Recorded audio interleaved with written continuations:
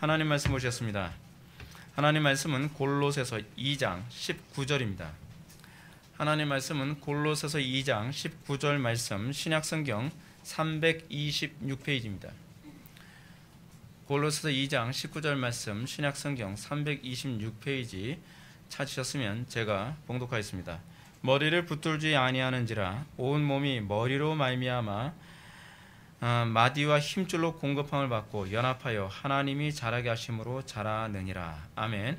이 시간은 용어 정리 35번째 강의가 되겠습니다. 연합이라는 제목으로 하나님 말씀 증거하도록 하겠습니다. 연합. 오늘날 기독교 신자들에게 칭의교리 다음으로 별로 이렇게 낯설게 들려지는 용어가 있다면 연합이라는 용어입니다. 제가 이제 조직신학을 제가 공부하고 제가 청교도들의 책을 제가 읽으면서 제 눈에 유난히 들어왔던 용어가 있었는데 그것은 사실은 연합이라는 용어였습니다. 연합이라는 용어는 요즘 대부분의 교회에서 별로 이렇게 강조를 잘 안 합니다. 대부분의 교회에서 굳이 연합이라는 얘기를 한다고 할지라도 그 용어를 많이 들어봤어도 그 용어에 대한 신학적인 설명도 제대로 구체적으로 들어보지 못했고 그것을 끊임없이 강조하면서 이 연합이라는 용어를 어떻게 삶에 실천해야 될 것인가에 관해서 대부분의 교회들이 별로 잘 얘기를 안 하는 경우가 많습니다. 그럴 수밖에 없는 것이 뭐냐면 신학교를 다니면서 조직신학 시간에 구원론 시간이에요. 그 그리스도와의 연합이라고 하는 그 교리를 배우긴 배우거든요. 배우긴 배우는데 그리스도와 연합하면서 뭐라고 얘기하냐면 mystical union, 그 신비적 연합 이런 얘기를 합니다. 근데 신비적 연합을 가르치시는 교수님의 표정은 전혀 신비하지 않은 듯한 표정으로 가르쳐요. 그래서 별로 신비할 게 없나 보구나. 그분의 표정이 그렇게 얘기해줘요. 근데 왜 별로 신비할 게 없는데 이걸 신비적 연합이라고 할까? 저는 그게 굉장히 궁금했습니다. 신비적 연합. 이 신비적 연합 이걸 라틴어로 우니오 미스티카라고 얘기합니다. 우니오 미스티카. 그러니까 연합이라는 말의 라틴어가 우니오예요. 우니오. U자를 사용해서 유니온이 아니라 우니오입니다.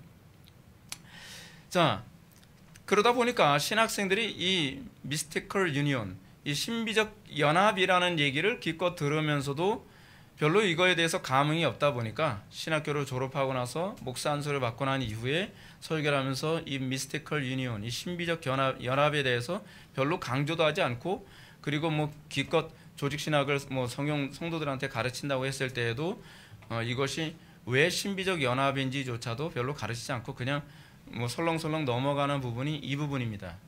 근데 여러분 이 신비적 연합, 이 연합의 교리는 굉장히 중요한 교리입니다. 이 교리는요 사실은 칭의 교리 못지않게 중요한 교리입니다. 이 교리가 얼마나 중요한가를 존 머레이 교수는 이렇게 강조합니다. 그리스도와의 연합과 교제보다 더 기초적이고 핵심적인 교리도 없다. 이 정도로 여러분 그리스도와의 연합이라는 교리가 이렇게 중요합니다. 오늘날 이신칭의 교리와 함께 그다지 강조되지 않은 이 교리를 머레이 교수는 왜 핵심적인 교리라고 그토록 강조했을까요? 근데 제가 이게 참 이 교회사를 읽다 보면 그리고 한국 교회를 이렇게 살펴보면서도 느끼는 게 뭐냐면 신기하게 핵심만 빼고서 가르쳐요. 참 그것도 은사예요, 은사. 어떻게 그 수박은 알맹이는 딱 빼놓고 이건 맛없어서 이거 버려야 돼. 그래서 성도들한테 자 이게 색깔도 화려하잖아. 이걸 먹어. 그래서 껍데기를 열심히 주는 거예요. 열심히. 그러니까 껍데기 먹으면서 맛이 하나도 없죠. 거기에 아무런 신비감이 없죠. 신비감은 사실 껍데기 안에 감춰져 있는데 껍데기 안에 걸 다 버렸으니까요. 이 핵심적인 교리. 여러분 핵심적인 교리 하게 되면 뭐예요? 칭의 교리. 그리고 이 연합의 교리. 이게 사실 핵심적 교리거든요. 근데 이런 거 안 가르친단 말이에요. 그 이유가 뭐냐? 기독교 신화에서 그리스도께서 여러분 이게 왜 핵심적인 교리냐면 기독교 신화에서 그리스도께서 공생의 기간을 통해 완성하신 구원이 우리 것이 되는 것이 바로 이 연합이거든요. 그러니까 여러분 왜 우리가 신앙생활하면서 신앙생활에 흥분이 잘 안 되느냐? 그것이 뭐냐면 그리스도께서 공생의 기간 동안에 완성해 놓으신 구원 그리고 그분이 부활하시고 승천하시는 그 변화된 몸 안에서 우리에게 그 연합 가운데에 우리에게 주어지는 그 신비적인 선물들 그걸 우린 기업이라고 얘기합니다. 그리고 예수 그리스도로 소유함이라고 하는 표현이 사실은 이것과 관련을 맺고 있습니다. 우리가 그리스도를 소유함으로 말미암아 우리는 이전보다 더 거룩해지고, 그리스도를 더 많이 소유함으로 말미암아 이전보다 더 지혜로워지며, 이전보다 더 인내력이 있게 되고, 이전보다 더 능력 있게 되고, 이전보다 모든 면에서 탁월해지는 현상이 나타납니다. 그래서 이 신비적 연합이 왜 중요하냐면, 왜 이것을 강조하지 않으면 안 되냐면, 신비적 연합을 모르면 그리스도 안에 있는 그 탁월함을 우리 것으로 소유하는 법을 알 수가 없어요. 그렇기 때문에 이 신비적 연합이 이토록 중요한 겁니다. 그래서 칼빈도 우리가 그리스도와 하나 될 때까지 그가 소유한 것 중에 어떤 것도 우리에게 속하지 않는다라고 얘기했습니다. 다시 말해서 기독교 신앙에서 그리스도께서 소유한 것을 누리는 것은 그리스도와의 연합이라는 것이 무엇인지를 알 때라야만 그리스도 안에 있는 그 풍요로움, 그리스도 안에 있는 그 부유함이 우리 것이 되게 되는 겁니다. 이것을 알게 될 때 비로소 버나드의 찬송시가 가슴을 뭉클하게 만드는 거죠. 구주를 생각만 해도 이렇게 좋거든. 그 얼굴 배울 때야 얼마나 좋으랴. 그 그리스도의 그 풍요로움, 그리스도 안에 있는 그 보화들이 하나씩 하나씩 우리 것이 되어지는 것을 경험한 사람은 버나드의 찬송시가 정말 가슴 뭉클한 찬송시로 여겨지게 될 것이며, 또 종말에 우리가 주님의 재림으로 말미암아 그리스도와 온전한 연합 가운데 들어갈 때에 그 그리스도의 완전한 부유함, 그 기업이 완전히 내 것이 될 것이라고 하는 것에 대해서 우리가 감동하게 되죠. 기대하게 되는 겁니다. 여러분, 우리가 왜 그리스도의 재림을 그토록 기다리는 거죠? 그 이유는 우리는 이미 이 땅에서 그리스도와의 연합이 시작됐기 때문에 그렇습니다. 우리가 그리스도와의 연합이 시작됐다는 것은 우리는 그리스도의 부유함에 참여하기 시작했기 때문에 아는 거예요. 사람들 자꾸 얘기하죠. 그 믿음으로 아는 거죠. 뭐 느낌으로 아나요? 아니요, 느낌으로 알아요. 물리적으로 알아요. 예수 그리스도를 영접한 이후에 우리는 그리스도와 연합하여 그리스도의 부유함의 그 신비적 연합 안에서 우리는 정말 신비롭게도 우리에게서 그리스도의 지혜를 경험하게 되고, 그리스도의 능력을 경험하게 되고, 그리스도의 거룩함을 경험하게 되고, 그리스도의 다양한 그 탁월함에 우리가 참여함으로써 우리가 지금 구주를 이렇게 조금만 우리가 경험하고, 구주의 그 기업을 이렇게 조금만 우리가 얻는 것도 이렇게 영광스러운데, 그 얼굴 뵙고 우리가 그 그리스도의 영광에 온전히 참여할 때면 얼마나 더 아름답겠느냐라고 소망할 수밖에 없는 것이죠. 그래서 전도할 수밖에 없는 거예요. 그래서 우리는 예수를 믿고 나면 이 말이 많아질 수밖에 없죠. 왜냐하면 정말 이 신비롭기 때문에 그래요. 신비롭기 때문에. 이제 뒤에서 말씀드리지만 이건 신비예요. 그러나 신비주의는 아닙니다. 여러분들이 그 신비를 경험하게 된다면 여러분은 더 온전한 은혜를 사모하게 될 겁니다. 여러분들이 이것을 경험하게 된다면 그리스도를 더 많이 소유하고 싶어지게 될 것입니다. 여러분들이 이것을 경험하게 된다면 여러분들은 더 많이 기도할 수밖에 없을 것입니다. 왜냐하면 그 신비의 부유함이 무엇인지 알기 때문에 그렇습니다. 저는 오늘날 성도들이 왜 기도를 하지 않는가, 왜 성도들이 그토록 말씀을 사모하지 않는가 했을 때 저는 그 이유는 분명하다고 생각합니다. 그들은 미스티컬 유니온이 뭔지 모르는 거예요. 그 신비적 연합이 뭔지 모르는 겁니다. 여러분들 그 신비를 경험하면 어떤 현상이 나타날까요? 더 사모할 수밖에 없잖아요. 이 땅에서 우리는 조금 맛배기거든요. 조금 아는 거예요. 제가 이번에도 금요기도회 때 다윗의 그 지혜로움을 보면서 그리스도의 지혜를 발견해야 되고, 그리고 그 지혜에 더 참여하고 싶은 열망 때문에 견딜 수가 없더라고요. 그래서 오늘도 예배 전에 예배를 위해서 기도해야 되는데 자꾸 그게 자극이 되는 거예요. 제 속에서. 하나님, 저도 다윗과 같은 그 지혜에 좀 더 참여하게 해주십시오. 저는 너무나 어리석습니다. 저는 너무나 무지합니다. 저는 판단력이 너무나 부족합니다. 저는 주님의 그 지혜에 더 참여하기 원합니다. 그 지혜 이거로 안 됩니다. 더 참여하기 원합니다. 진정으로 그리스도의 그 기업을 맛본 사람은 더 큰 기업을, 더 큰 은혜를 사모할 수밖에 없다는 것입니다. 그러면 그리스도와 신비적 연합을 한다는 것이 무엇을 말하는 것일까요? 먼저 여러분, 신비적 연합을 신약에서는 주로 뭐로 표현했냐면 엔 크리스토스, 그리스도 안에라고 하는 말로 주로 표현했습니다. 바울은 자신의 서신서에서 유독 그리스도 안에라고 하는 말을 굉장히 많이 사용했습니다. in Christ. 그렇죠? 이는 그리스도와의 연합 상태를 지칭하는 전형적인 표현이에요. 그래서 여러분 바울 서신 보면요, 내가 그리스도 안에서 너희를 권하노니, 사도 바울은 그리스도 안에서라는 말을 얼마나 많이 사용하는지 몰라요. 그리스도 안에서 내가 너희를 권한다, 그리스도 안에서 내가 경험하였다, 그리스도 안에서, 그리스도 안에서, 그리스도 안에서라는 말을 굉장히 많이 사용합니다.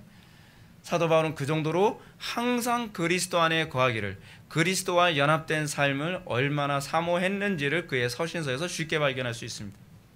특히 이 표현은 그리스도와 한 몸을 이룬다는 점과 직접적으로 관련을 맺고 있습니다. 그래서 바울이 로마서 12장 5절에서 이렇게 얘기합니다. 이와 같이 우리 많은 사람이 그리스도 안에서 한 몸이 되어 서로 지체가 되었느니라 라고 얘기합니다. 이는 그리스도와의 신비한 연합을 뭐로 표현한 거예요? 이것은 바울만의 독특한 표현인데 다른 사도들은 이 표현을 사용하지 않았습니다. 그리스도를 머리로 하고 우리를 그의 몸으로 하는 소위 지체의 개념을 바울이 사용합니다. 소위 연합이란 무엇이냐 했을 때 바울은 그 연합이란 그리스도를 머리로 하여 우리가 그의 몸의 지체의 역할을 하는 것이다 라고 얘기하고 있습니다. 중요한 것은 그리스도께서 머리라는 사실입니다. 근데 우리는 자꾸 내가 머리가 되려고 하기 때문에 그리스도와의 연합에서 자꾸 문제가 생기는 거예요. 그리스도를 머리로 두는 방법이 무엇입니까? 하나님의 말씀에 집중하고, 그리고 항상 기도를 통해서 성령의 조명하심에 집중하는 것입니다. 우리의 문제는 무엇입니까? 내 판단, 내 결정을, 그리고 나의 경험을 너무 중요시 여긴 나머지 그리스도를 머리로 하지 아니하고 세상을 머리로 하는 것이 문제라는 겁니다. 그래서 우리는 이 미스티컬 유니온을 경험할 기회가 없습니다. 미스티컬 유니온은 항상 언제 경험하냐 하면 우리의 삶의 모든 위기와 어려움과 난관과 모든 순간순간마다 그리스도를 우리의 머리로 삼을 때라야만 이 신비적 연합이 무엇인지를 경험하게 되죠. 그리고 비로소 그럴 때에 간증이 나오게 되는 것입니다. 그리스도와 한 몸을 이뤘다는 사실을 유난히 많이 강조한 성경은 에베소서와 골로새서입니다. 두 성경은 신자가 성령으로 거듭남과 동시에 그리스도를 머리로 하는 한 몸을 이루게 됐다고 강조합니다. 이는 신자가 그리스도와 연합됨으로 말미암아 그리스도의 의지, 그리스도의 감정, 그리스도의 지혜, 그리스도의 능력, 그리스도의 모든 감각을 소유하기 시작을 합니다.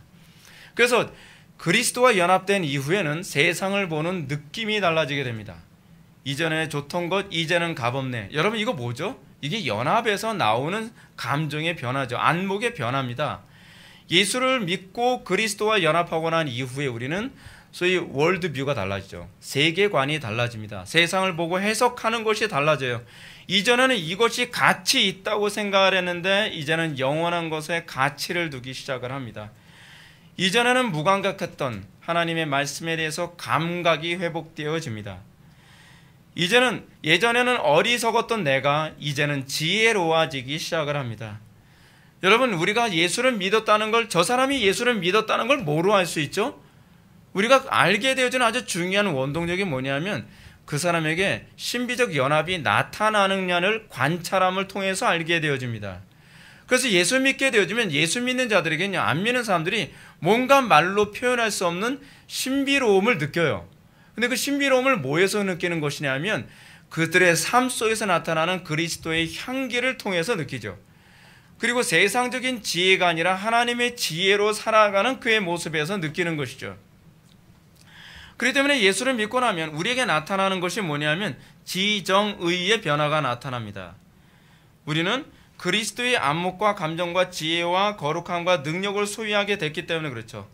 그리스도의 지성을 소유하게 돼요. 그리고 그리스도의 감정을 소유하게 돼요. 그리고 새롭게 된 의지를 소유하게 되죠. 새롭게 된 지성, 새롭게 된 감정, 새롭게 된 의지. 그래서 우리가 예수를 믿고 나면 우리에게 어떤 현상이 나타나요? 예전에는 교회가 죽이 되든 밥이 되든 아무 느낌이 없었는데 이제 교회가 핍박당하거나 교회가 어려움에 있으면 막 가슴이 아파요. 느낌이 달라져요. 감성이 달라져요.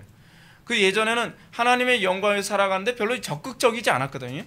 여러분들 제가 아무리 강조해도 여러분들이 하나님의 영광에서 죽기 살기로 살지 않은 이유가 있어요. 그것은 그리스도의 의지에 연합되지 않아서 그래요.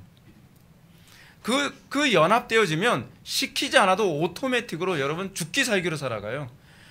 그래서 소위 컨버전이라고 얘기하죠. 회심을 하고 나면 그에게 나타나는 것이 뭐냐면 지식에까지 새로워지죠. 사도 바울의 표현처럼 지식에까지 새로워지고 그리고 감정이 달라지죠. 왜요? 감정이 달라지는 이유가 있어요. 감정은 의지의 좌소이기 때문에 그렇습니다. 그러니까 거듭나고 나면 지성에 의해서 감정이 움직이고 감정에 의해서 의지가 움직여요. 이거 조나단 에드워즈가 하는 얘기입니다. 우리의 문제는 무엇이냐면 우리는 지식 없이 감정으로 움직인다는 것이 문제죠. 이게 타락한 인간들의 문제가 바로 거기에 있어요. 인간이 타락하고 난 이후에는 옳고 그름이 중요한 것이 아니라 여러분 그런 얘기를 많이 하죠. 아니 무엇이 옳으냐 중요하잖아요. 중요한 건 내가 기분이 나쁘다니까. 중요한 건 내가 좋다니까 이런 거예요. 영화 같은 것도 보면서 그래요. 저거 나쁜 영화 아니니? 아이 재밌으면 그만이지. 감정이 지성을 틀어버려요. 그리고 의지가 바뀌어버리죠. 근데 예수를 믿고 난 이후에는 우리는 지성에 의해서 감성이 움직이고 감성에 의해서 우리의 의지가 움직여요. 그래서 우리는 지정의의 새로운 변화를 경험하죠. 그래서 여러분들 예수를 믿고 나면 나타나는 전형적인 현상을 조나단 에드워즈가 뭐라고 얘기했죠? 이성이 고양되어진다라는 얘기를 해요. 이성이 고양되어지는 것처럼 여러분들 느끼게 되는 이유가 어디에 있냐면 여러분들이 예수를 믿고 나면 여러분들의 감성에 앞서 지성이 먼저 움직이기 시작하기 때문에 그래요. 그래서 예수를 믿고 나면 이성적이 돼요. 여러분 예수 믿고 나서 광적이 된다는 건 좀 문제가 있습니다. 물론 기독교는 저희 열광주의적 요소가 있는 건 사실이에요. 그러나 그것이 우리의 지성에 의해서 나오는 거예요. 예수를 믿고 나면 나타나는 특징일 거예요. 우리는 지성에 의해서 감성이 움직이고 그 다음에 의지가 움직입니다. 그래서 여러분 기독교가 들어간 나라들의 특징이 어때요? 굉장히 이성적이죠. 이성적이라고 해서 메마르질 않아요.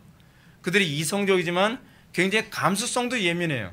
여러분 기독교 국가의 사람들 보시죠. 선진국 사람들 보면 어때요? 굉장히 이성적인 것 같은데 굉장히 감수성도 예민하죠. 감정적이라는 얘기가 아니라 감수성이 굉장히 예민합니다. 제가 이제 그 어떤 그 유튜브에서 이런 걸 본 적이 있어요. 깜짝 쇼 같은 거 이제 찍은 거 봤는데 그 전화로 나 임신했어. 그러면 이제 우리는 어떡하지? 남편들이 그래? 언제? 이렇게 나오죠. 근데 미국 사람들은 막 말을 잊지 못하는 거예요. 너무 축하한다 그러고 막 안아주고 그리고 막 케이크도 준비하고 그렇게 안 해도 상관없는데 그렇다는 얘기예요. 예. 케이크까지 준비해주고 막 온 가족들이 막 전화해서 첫째를 임신했대요. 그럼 사람들이 막 와서 막 축하해주고 막 할머니까지 와서 그 사람들이 얼마나 감수성이 예민한지 몰라요. 근데 오히려 우리나라 사람들은요 감정적인데 감수성은 둔감해요. 이거 성경적인 게 아니에요. 이게 정상적인 그리스도인의 모습이 아니에요. 눈물도 잘 흘리고 그리고 같이 기뻐해주고 소위 공감대를 잘해주죠. 이게 왜 그러냐면 이게 지식에까지 새로워진 하나님의 백성들 소위 그리스도의 지정의와 연합되어짐으로써 나타나는 현상이죠. 그래서 여러분 복음이 들어가면 이런 놀라운 변화가 나타나게 됩니다. 그래서 골로새 3장 10절에서 그 얘기가 나오는 거예요. 새 사람을 입었으니 이는 자기를 창조하신 이의 형상을 따라 뭘 따라요? 형상을 따라 지식에까지 새롭게 하심을 입은 자니라 라고 얘기하는 거예요. 예수를 믿고 나면 자기를 창조하신 이의 형상을 따르게 되어 있어요. 그래서 지식에까지 새로워지죠. 그래서 그들에게서 탁월한 문학 작품도 나오고 그 탁월한 예술 작품들, 그림들, 음악들이 굉장히 많이 나오죠. 왜요? 감수성이 예민하기 때문에 그래요. 감수성이. 그러나 여기서 좀 조심스럽게 이해해야 될 부분이 있습니다. 그것은 이 연합이 이전에 자신은 없어지고 그리스도의 것으로 대치되는 것은 아니라는 사실입니다. 우리가 본래 타고난 인격과 기질은 여전히 존재하면서 그리스도 안에 있는 복이 우리의 것이 되는 겁니다. 여러분 우리가 예수 믿었다고 해서 다 똑같이 무슨 복제품처럼 바뀌는 게 아니에요. 우리의 기존의 기질, 기존의 성품, 그런 성격들 이런 것들은 그대로 있으면서 그리스도의 그 위대함이 탁월함이 그 기업이 우리 것이 되는 것입니다. 그리하여 우리의 인격과 기질 속에서 그리스도의 영광이 나타나는 거예요. 그래서 우리 교회에서도 나타나는 특징이 뭐냐? 우리 교회 성도들 보게 되면은 굉장히 캐릭터가 독특하지 않나요? 굉장히 다들 독특해요. 근데 그 독특한 가운데서 누구 쳐다보지 마세요. 상처받아요. 예. 그 독특한 가운데서도 서로 조화를 굉장히 잘 이루죠. 왜 잘 이루냐? 그 안에 그리스도라고 하는 공통분모가 존재하기 때문에 그렇습니다. 그래서 저는 그리스도인이란 어떤 존재인가 이렇게 생각을 해요. 소위 꽃이라고 하는 이데아를 공존하고 있는 다양한 꽃의 조화라고 저는 생각을 합니다. 그래서 우리는 소위 캐릭터가 다름으로 인해서 그 안에서 조화라는 것이 일어나죠. 그것이 성경이 얘기하는 일종의 그 연합이라는 개념을 설명하는 방식입니다. 그래서 제임스 스튜어트는 이렇게 얘기합니다. 그리스도와의 연합은 믿는 자의 개인적인 특질과 특성을 말살시키는 것이 아니라 이러한 것들을 더더욱 선명하게 만든다라고 얘기합니다. 오히려 개인의 캐릭터가 더 선명하게 됩니다. 또 루이스 스미스는 이렇게 얘기합니다. 그리스도는 자신을 우리에게 나누어 주시되 그 방법은 우리를 축소함 없이 변화시키며 우리로 하여금 신이 되게 하지 않으면서도 우리를 변형시키며 우리를 그리스도 되게 하지 않으시면서도 우리를 그리스도인이 되게 하시는 것이다. 정말 기가 막힌 표현 아닌가요? 그렇죠? 제가 이번에 책 쓰면서 각주다는 것 때문에 고생을 하도 해가지고서 이게 제가 설교를 준비하는 건지 지금 논문을 준비하는 건지 좀 헷갈릴 정도예요. 그래서 자꾸 이렇게 뭐 인용을 많이 하다 보니까 이러면 안 되는데. 근데 하나씩 이런 거 살펴보면서 더 정말 풍성하다는 거 되게 많이 느낍니다. 자, 이런 사실을 이해시키기 위해서 우리 주님과 바울이 사용했던 표현이 있죠. 뭐냐면 접붙임이라는 것입니다. 접붙임. 로마서 15장에서 연합을 포도나무와 가지 접붙임이라고 이렇게 설명하고 있고요. 바울은 로마서 11장에서 돌 감람나무 가지에 참 감람나무를 접붙이는 것으로 얘기합니다. 근데 여러분 보십시오. 접붙였다고 해서 접붙임 받은 가지의 기질이 바뀌질 않습니다. 그렇죠? 그냥 접붙임 받은 그 가지는 그 가지의 특성을 여전히 소유하고 있음에도 불구하고 뿌리에 의해서 나온 열매를 맺는 거예요. 그렇죠? 그거죠. 우리가 그리스도와 연합되어졌다라고 하는 것은 바로 그거라는 거예요. 우리의 기질, 우리의 모습, 우리의 성격이 바뀌는 게 아닙니다. 그럼에도 불구하고 그리스도의 그 부유함이 우리에게 부어짐으로써 이런 현상이 나타납니다. 우리가 가지고 있는 기질과 성품이 균형을 잡기 시작을 합니다. 나쁜 것은 점점 도태되어지고 좋은 것은 점점 더 올라가면서 좋은 성품으로 균형 잡힌 성품으로 바뀌어지는 거예요. 그렇다고 해서 여러분들 기질이 없어지는 것은 아닙니다. 그런 식으로 해서 하나님께서 이런 방식을 통해 우리로 하여금 하나님께서 기뻐하시는 열매를 맺도록 하는 것이죠. 근데 그 열매는 사도 바울이 로마서를 통해서 얘기하는 것은 그 열매를 우리가 맺는 것이 아니요 뿌리가 열매를 맺는 것이고, 그리고 그 가지의 생명력을 우리가 유지하는 것이 아니라 뿌리가 그 가지의 생명을 유지시킨다라고 우리들에게 가르치고 있다는 사실입니다. 이것이 바로 신비적 연합의 성격입니다. 그래서 우리는 성경이 가르치는 연합과 합일의 차이를 구별을 좀 해야 될 것 같습니다. 이 둘의 차이를 이해하기 전에 먼저 염두해야 할 점은 천주교나 이방 종교들 또는 뉴에이지에서 얘기하는 것 다 합일입니다. 합일을 얘기하는데 문제는 뭐냐면 여러분들이 영어로 된 책을 보게 되면 그 합일이 우리하고 동일한 용어를 사용하고 있다는 데서 우리를 혼란스럽게 만듭니다. 똑같이 유니온이라는 단어를 사용해요. 유니온. 그러나 감사하게도 한국어는요, 이거를 의미적으로 명확하게 하기 위해서 한자를 다르게 사용합니다. 성경에 나오는 그리스도와의 관계를 성경은 연합이라고 번역을 했고요. 그리고 이방 종교에서 신과의 이 교통 상태, 이 유니온 상태를 뭐라고 번역했냐면 합일이라고 번역을 했습니다. 이 두 개를 다른 용어로 이렇게 번역한 것은 아주 탁월한 통찰력이라고 생각합니다. 왜냐하면 연합이라는 한자는 성경의 의미를 아주 잘 설명해 주고요. 합일이라는 용어는 이방 종교의 인간이 신화되어진다는 것, 인간이 신이 된다는 것을 의미하기 때문에 이 합일이라는 이 한자는 굉장히 설명을 잘해주고 있습니다. 그럼 제가 이제 조금 어렵겠지만 이 이방 종교에서 얘기하는 합일이 무엇인가를 먼저 좀 설명을 해야 될 것 같습니다. 이방 종교에서는 이방 종교의 모든 종교의 핵심은 합일을 이루는 데 있습니다. 합일을 이루는 데 있어서 합일을 잘 이해하려면 우리는 좀 골치가 아프지만 신플라톤주의를 이해해야만 합니다. 신플라톤주의의 대표적인 철학자는 플루티누스죠. 근데 이 신플라톤주의에선 소위 창조가 이런 식으로 이루어진다고 생각합니다. 창조가 데미우르고스. 이 데미우르고스라고 하는 헬라어가 무슨 뜻이냐면 만든 자라는 뜻이거든요. 이 데미우르고스로부터 정신이 유출되어집니다. 그러니까 정신 나간 거죠. 쉽게 얘기해서 데미우르고스에서 정신이 유출되어지고 그 정신으로부터 영혼이 유출되어지며 그 영혼에서 물질이 유출되어집니다. 그래서 신플라톤주의에서는 위로 올라갈수록 이걸 상승이라고 얘기하거든요. 위로 올라갈수록 점점 더 신격화되어지고 밑으로 내려가면 내려갈수록 타락한다고 봅니다.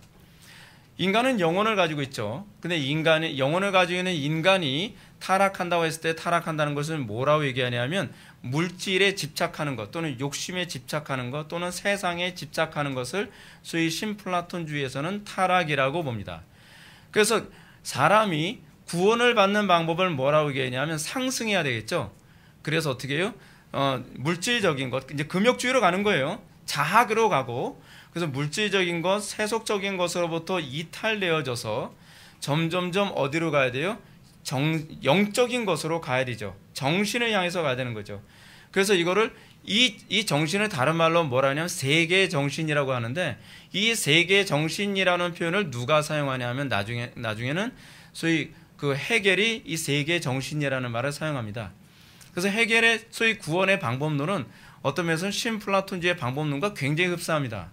그래서 계속 상승을 해서 정신이 되는 것인데 그 정신과 합의를 이루는 것을 뭐라고 얘기하냐면 무아지경 또는 황홀경에 빠지는 거라고 얘기해요. 무아지경, 황홀경에 빠지면 나가 없어지죠. 왜냐면 없을 무에다가 나 아자를 쓰잖아요. 그렇죠? 무아지경, 내가 없어지는 상태에 빠지는 것이 바로 신인 하빌이라고 얘기하는 거예요. 그것이 이제 소위 신플라톤주의에서 얘기하는 바고 그것이 이방 종교에서 대부분에 다 추구하는 방식입니다. 이에 대해서 한스 요아킴 슈털리키가 신플라톤주의가 추구하는 합의를 이런 식으로 이제 설명하고 있습니다.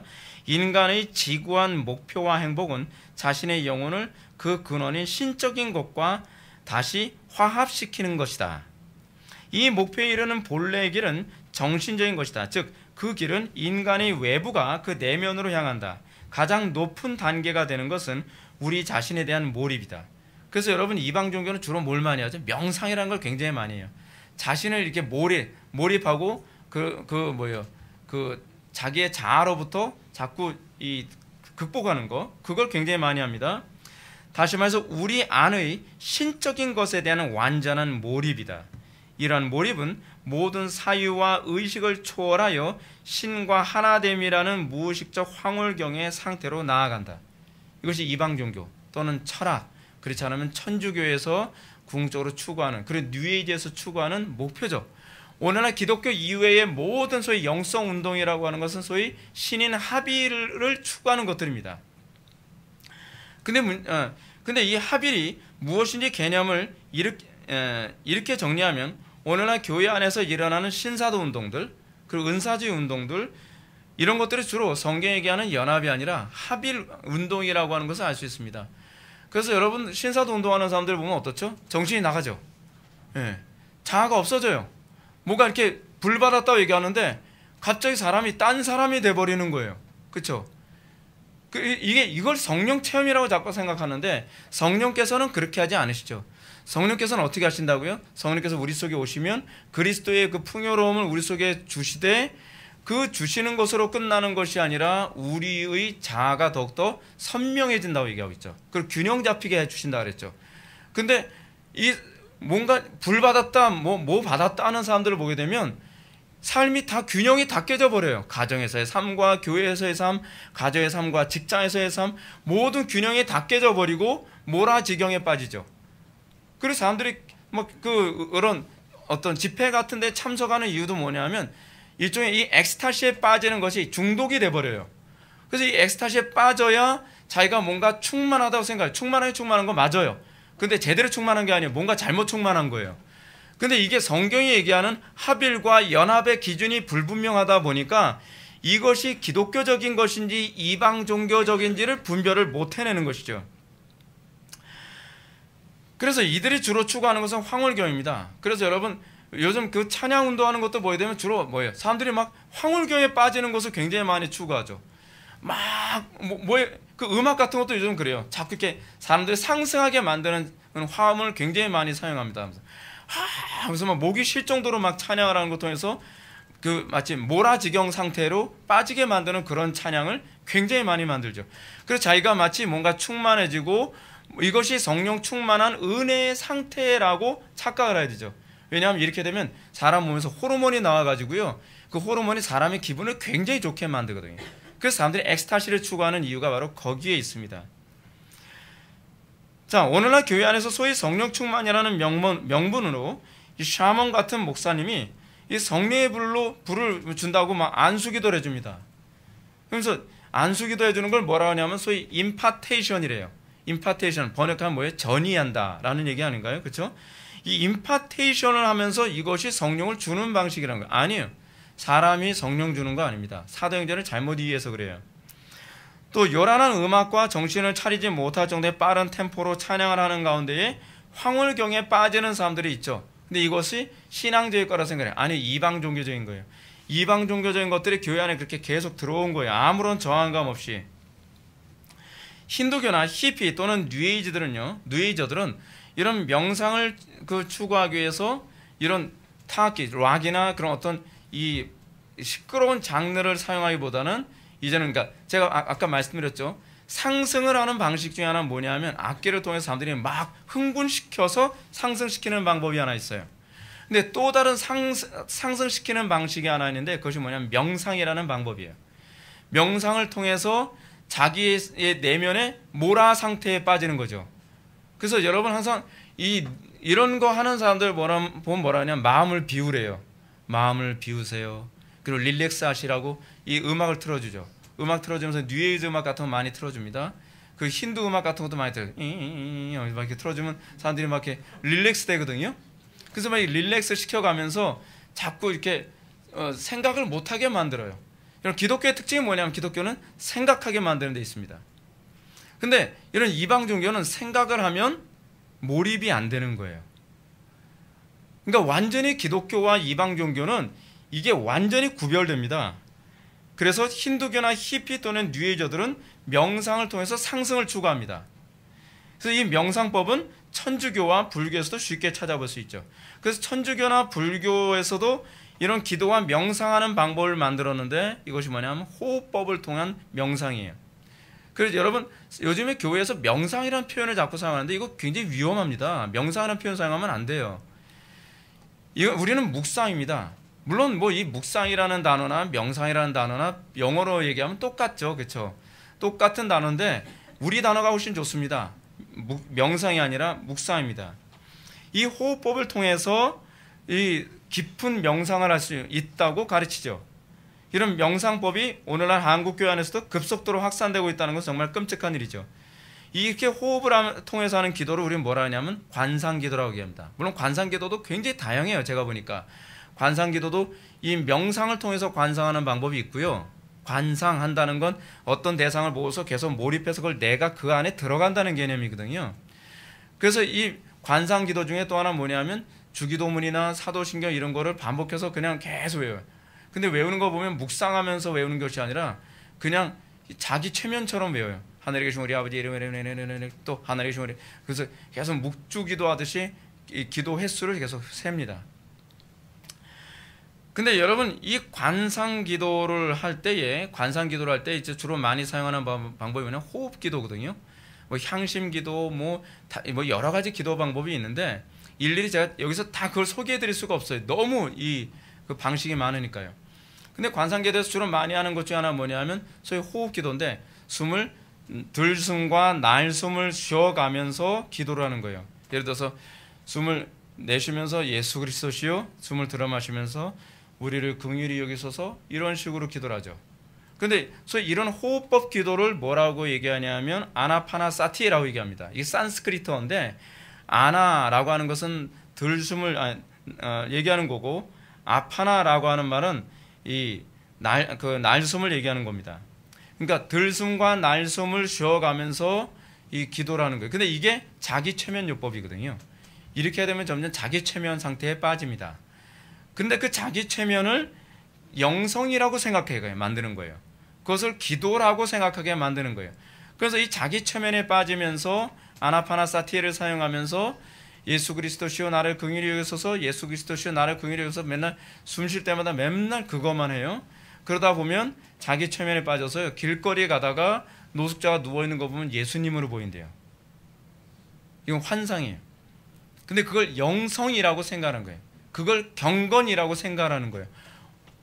내가 이렇게 기도했더니 노숙자들을 보는데 너무 불쌍히 여기더라. 그분이 예수님이셨어. 이런 간증을 하게 되면 다 혹하게 되는 거죠. 그런 식으로 현혹됩니다. 그래서 이 들숨 날숨 기도, 이 아나파나사티 이거를 계속 반복하게 되면서 그들의 사고가 점점 최면에 빠지고 그리고 점점 객관적인 사고를 하지 못하게 됩니다. 그래서 이 관상기도하는 사람들은 성경의 내용과 교리에 대해서는 관심이 없습니다. 이 관상기도하는 사람들은 성경의 사건을 중요시 여깁니다. 그리고 사건을 묵상해라. 그리고 그 사건에 내가 들어가고 있다는 걸 자꾸 최면을 거는 거예요. 그래서 몰입시키는 거죠. 그러면 내가 기도하는 가운데에 그 사건에 내가 그 장소에 예수님이 그 치료하시는 장소, 예수님께서 기적을 일으키는 장소, 모세가 홍해바다를 가르는 그 장소에 수많은 히브리인 중에 한 명이 내가 거기 있다는 걸 발견한다는 거예요. 근데 그게 최면술인지를 전혀 사람들이 눈치를 못 채는 거죠. 그래서 그것이 경건이라고 생각합니다. 그래서 이런 관상기도가 얼마나 위험한 것인가에 관해서 합동 측에서 관상기도 연구 보고서를 냈습니다. 합동 측 관상기도 연구 보고서의 내용을 한 부분을 제가 읽어드리면 이렇습니다. 볼스트의 이런 표현은 관상기도가 얼마나 신과 합일이라는 생각과 밀접히 관련되어 있는지를 잘 알 수 있게 하는 것이다. 그것을 위해 관상은 주입적인 것이고 그 상태에서 우리는 순전히 수동적이라고 하면서도 그에게 이르기 위해 인간이 노력해야 함을 강조하는 것에서 관상기도에서도 기본적인 신인 협력주의의 특성을 드러내는 것이다 라고 얘기하고 있습니다. 그러니까 이런 것들이 아무런 여과 없이 검증 없이 교회 안에 들어오고 그리고 특히 대형교회에 들어와서 유명한 목사님들을 통해서 제가 실명 거론하지 않을 거예요. 그분들을 통해서 들어와서 확산시켜버리면 한국교회가 순식간에 종교통합으로 가버리는 거예요. 지금 이렇게 가고 있습니다. 관상기도에 대해서 유해령 교수는 그에 있어서 하나님의 체험과 영성수련에서 이렇게 얘기합니다. 관상이란 사고에 의한 분석이 아니라, 이게 중요한 거예요. 관상이란 사고에 의한 분석이 아니라, 우리 기독교는 사고에 의한 분석에서 시작합니다. 그래서 굉장히 이성적이에요. 우리 프로테스탄트들은. 관상에는 사고에 의한 분석이 아니라 주체와 객체가 하나. 주체는 여러분 항상 객체하게 되면 뭐예요? 하나님이거든요. 주체하면 나고요. 주체와 객체가 하나, 즉 일치가 되는 하나님의 임재 체험과 관련된 말이다.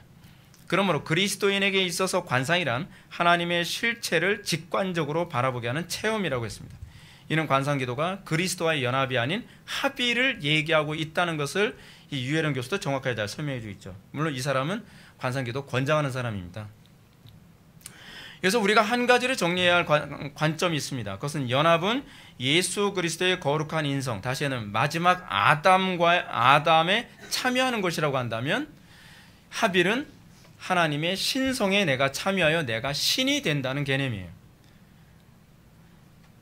전자는 첫 아담의 저주로부터 완전한 해방의 회복이라고 한다면, 후자는 사단이 하와에게 하나님같이 되어라고 했던 유혹의 연장선에서 이해해야 될 문제예요. 자, 다시 연합에 관한 이야기로 돌아갑시다.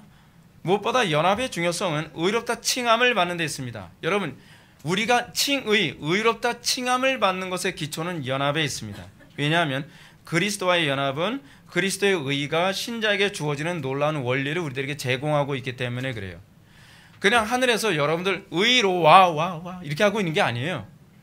우리가 하나님께 의롭다함을 받는 방식이 뭐냐 하면 의로우신 예수 그리스도와 한 몸이 됐기 때문에 의로워진 거예요. 그게 연합이죠. 그래서 우리는 어떤 용어를 사용하냐 하면 여기서 전가라는 표현이 나와요.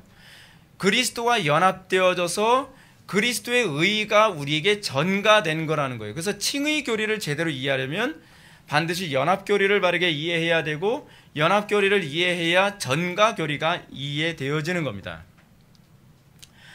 따라서 우리가 의롭다 선언을 받는 이 선언에는 우리가 그리스도와 한 몸을 이룬 것에 근거를 둬요. 다시 해서 우리가 의롭기 때문에 의롭다라고 선언한 것이 아니라 우리가 예수님의 몸의 일부가 되었기 때문에 예수님의 의로움에 우리가 참여하게 됐다는 겁니다.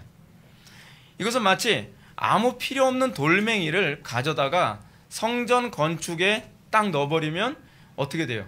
그 돌멩이도 거룩해지는 거죠. 성전의 일부가 됐으니까. 그렇게 되는 거예요. 그 돌멩이 자체가 의롭진 않아요.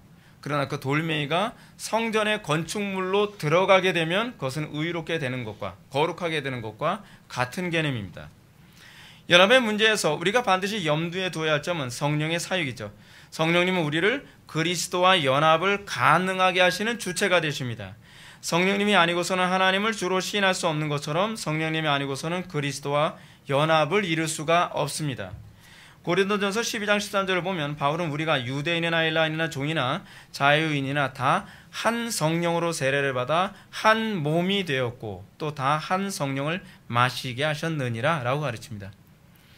이는 그리스도와 연합을 이루는 연결고리가 바로 성령 그 자신이심을 우리들에게 잘 설명해 주고 있는 것이죠.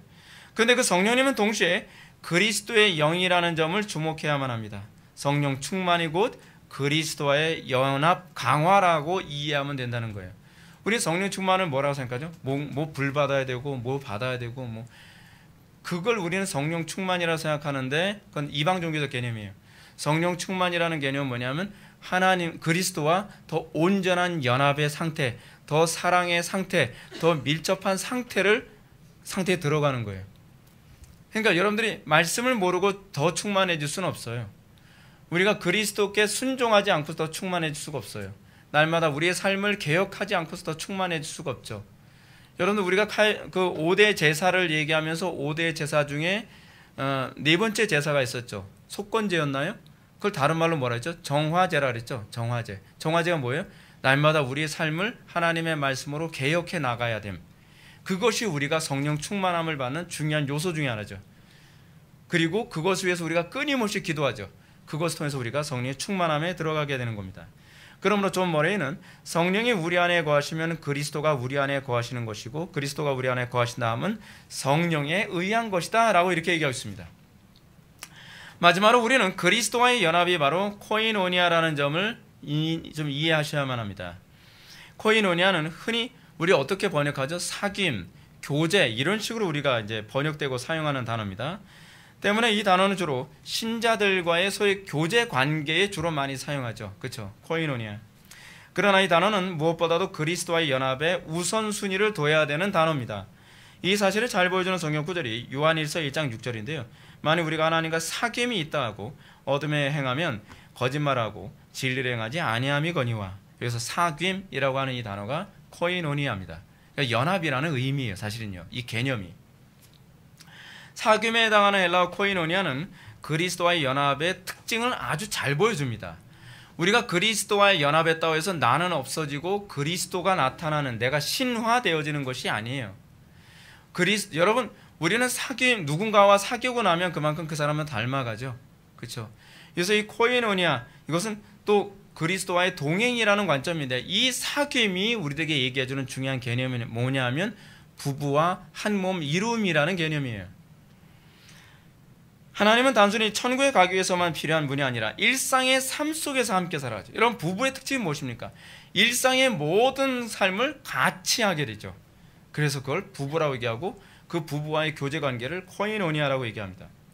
그런데 사도 요한은 이런 하나님과의 사귐, 즉 코이노니아가 신자들의 삶에 그대로 나타나야 될 것을 얘기합니다.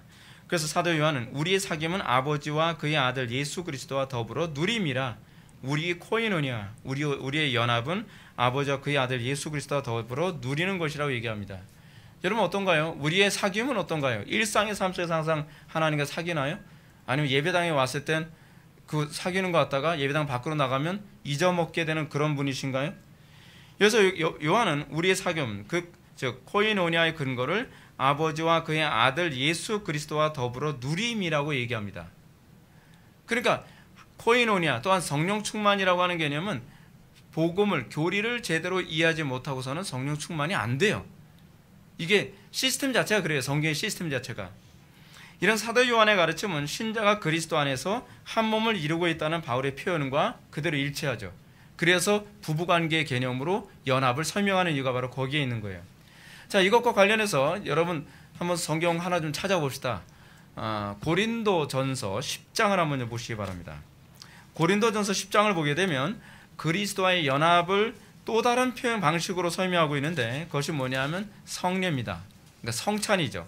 성찬이 그리스도와의 연합을 설명해주는 예식이죠. 그렇죠? 그것이 바로 성찬 예식입니다. 10장 16절 말씀을 한번 보시기 바랍니다. 10장 16절 보면 우리가 축복하는 바 축복의 자는 그리스도의 피에 참여함이 아니며 우리가 뗀 떡은 그리스도의 몸에 참여함이 아니냐. 여기서 참여함이 헬라어로 코이노니아입니다. 코이노니아. 그러니까 성찬이 뭐예요? 그리스도와 코이노니아 하는 거예요. 코이노니아. 그러니까 이게 빵과 포도주를 그냥 먹고 그냥 예수 그리스도의 십자가 사건을 그냥 기념하는 것이 아니라 하나님의 말씀을 나의 삶의 양식으로 삼아 내가 그리스도와 코이노니아, 소위 연합하고 소위 교제합니다라고 하는 걸 성찬을 통해 묵상하도록 돕는 거예요. 돕는 거예요.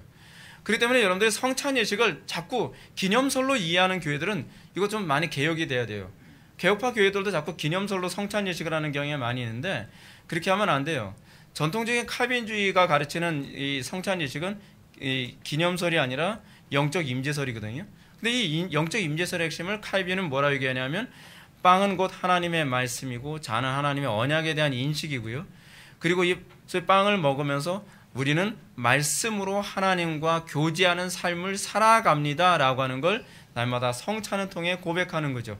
그래서 삶 속에서 여러분들이 하나님과 뭐로 교제합니까? 삶의 매 순간순간마다 내 경험과 내 지혜와 내 수단과 내 방법으로 결정하고 행동하는 것이 아니라 하나님의 말씀으로 우리의 삶을 살아가는 것이 바로 하나님과 교제하는 것이다 라고 하는 것을 우리들에게 가르치죠.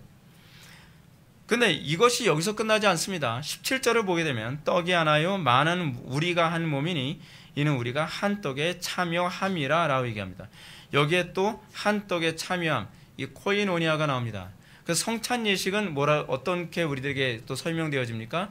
우리가 하나님과 코이노니아 하는 사람은 같은 신앙을 공유하고 있는, 같은 신앙을 고백하고 있는 성도들과 한 몸을 이루어 코이노니아를 하게 되어 있다는 거예요. 연합하게 되어 있다는 거죠. 그래서 이 연합은 이중적 연합입니다. 아버지와 연합이요, 지체들과 연합입니다. 왜냐하면 지체는 아버지를, 그러니까 그리스도를 머리로 하여 한 몸에 각자 다른 지체 안에서 한 몸을 이루고 있기 때문에 그렇습니다. 그래서 우리가 하나님과 연합하고 있다는 것, 우리가 그리스도와 연합하고 있다는 걸 무엇으로 알 수 있어요? 우리가 형제들과 사랑의 관계로 연합하고 있느냐를 통해서 알 수 있는 거예요. 그래서 무교회주의는 비성경적이에요.